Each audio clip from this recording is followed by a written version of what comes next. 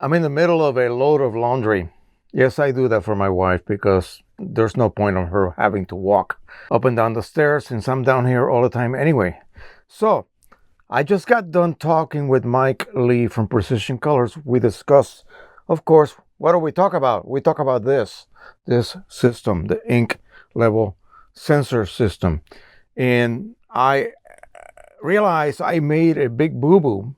Not a huge boo-boo, but a really dumb one. So the way that you connect the two boards, let me move this out of the way here.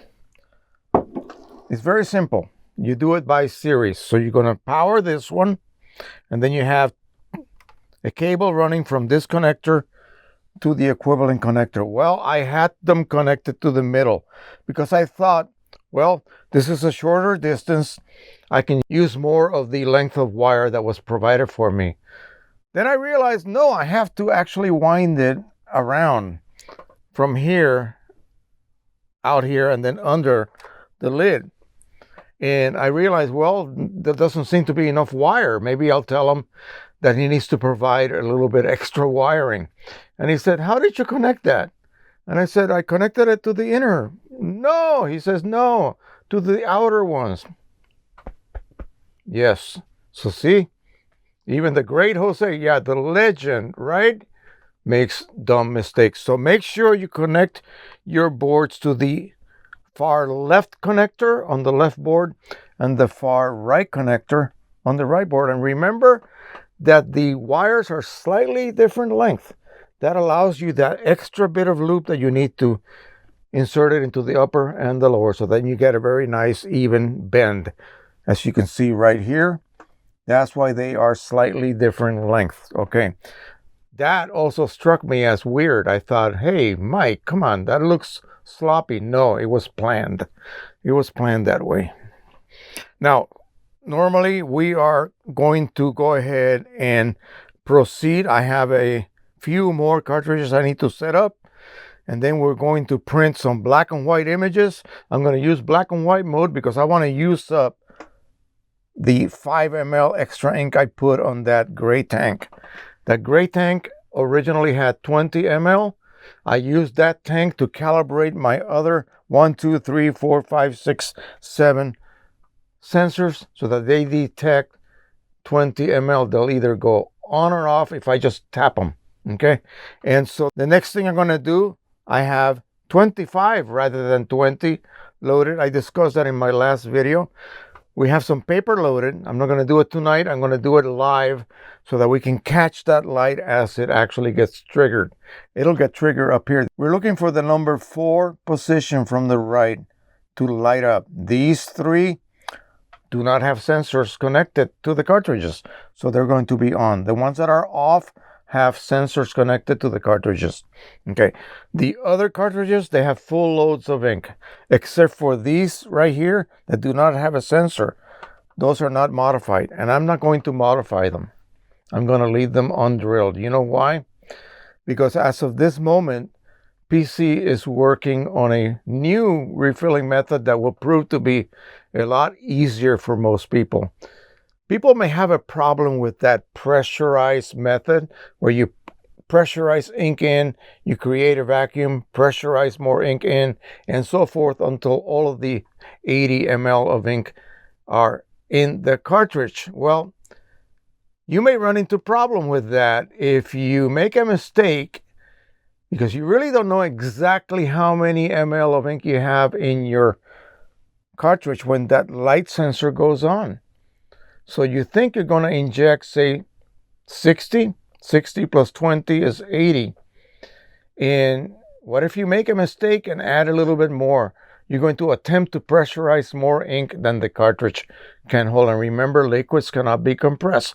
So when you remove that syringe or bottle with the tip attached, just like the video that Mike Lee has on his channel, you will be splashed in the face with ink.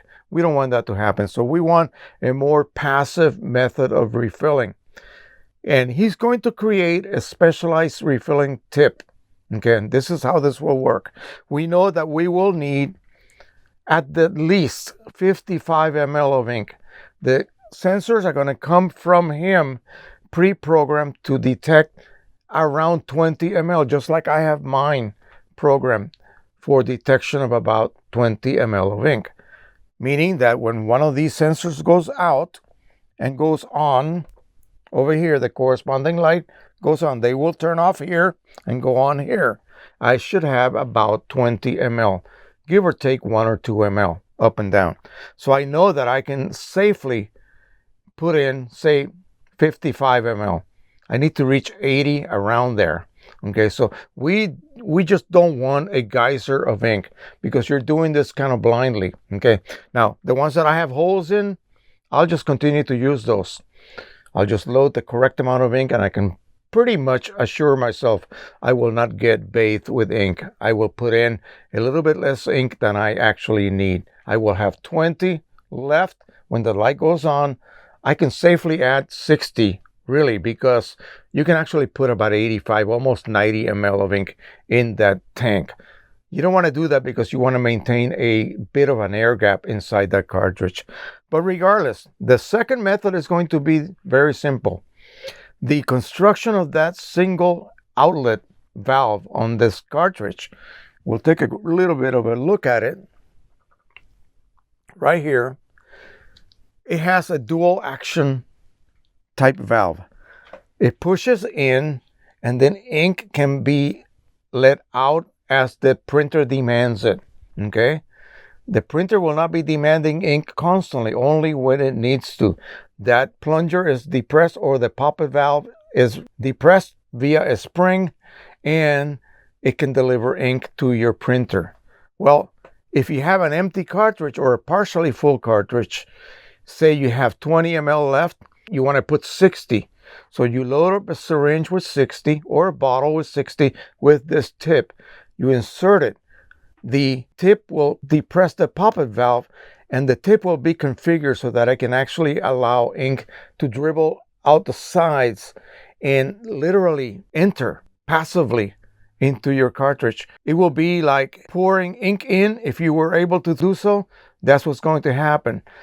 The original tips that we were using actually seal, and so you have to use that pressure system to be able to put ink inside a closed container, basically.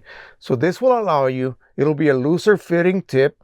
All you're doing is depressing the poppet valve open, and then the sides are going to allow a little bit of a cascade of ink, if you will, to enter and fill up the internal compartment of that cartridge. What you want to do is do this very, very slowly. Okay, I don't know what kind of rate we're going to be able to get out of this refilling method.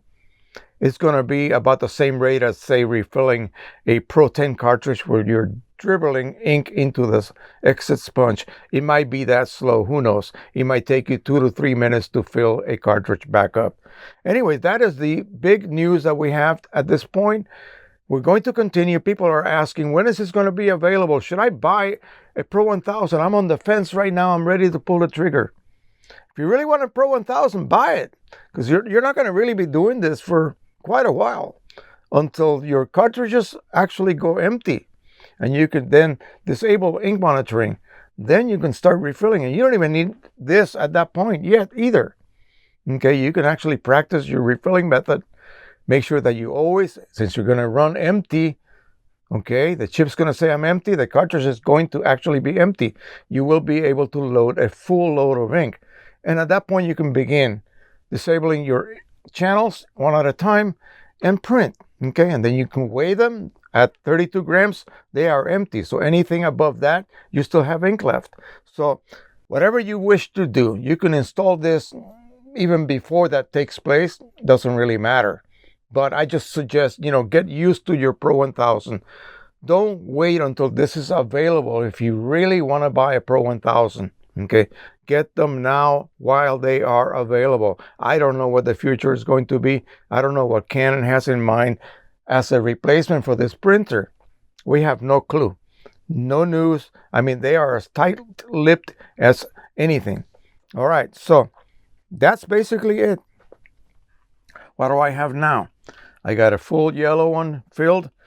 It is modified for refilling through a hole. So I have ink in my yellow, my PC, my blue, my photo black, and my matte black. The rest have already been disabled. These have not. So the chips are actually at the low setting at this point. And I think one of them has single-use chip attached to it, so it's showing very high levels. So I gotta wait. I don't want to waste my chips. So at the point where these single-use chips go empty, that's when I will then go ahead and fill them using this new method, hopefully, and attach a calibrator sensor to it and ready to go. By that point, we should have all 12 cartridges running on these sensors. So probably we'll see how I feel tomorrow. We got to do a lot of yard work and also do some tree cutting. Not big trees. I'm talking that big around. I have a chainsaw. We're going to go ahead and do some tree cutting, maybe burn some wood, and enjoy the relatively nice weather we've been having lately. So again, like I said, I have 13 by 19 pieces of paper loaded. We're going to start running some monochromes, use up that 5 ml of gray ink, and we'll see that light coming on. Then I will remove the cartridge, remove the sensor, and weigh it. We'll see if it weighs the proper amount, indicating there are 20 ml of ink inside that cartridge. I want to be able to get that triggering at a very accurate level. In other words, it's not going to be absolute, but it has to be something that you can then relax, lay back, and enjoy, because you know you're not going to get into trouble using the system. All right. So before this goes out as a sale item, it has to be tested till the cows come home. So you got to have patience out there. Okay. And also some of the components that you may need, such as the cable management clips, you can get those on Amazon. I will have links on my affiliate page that you can order from.